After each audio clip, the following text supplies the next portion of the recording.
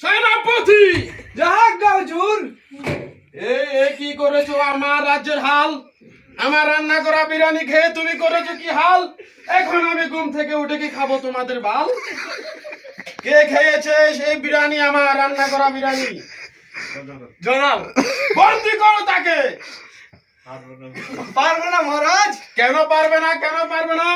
আমি কি তোমাকে বেতন দিয়ে রাখিনি? এখনো 3 মাসের বেতন বাকি রয়েছে জাহাপনা। কে বলেছে? এত বড় মিথ্যা অপবাদ আমার প্রতি কে দিয়েছে?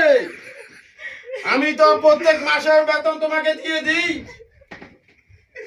কে বলেছে এক্ষুনি বলো, তোমার গর্দান নিয়ে নেব আমি। সেনাপতি,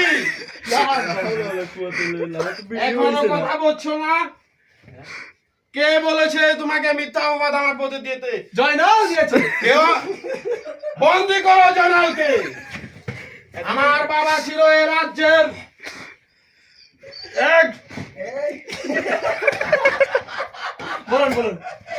আমার বাবা ছিল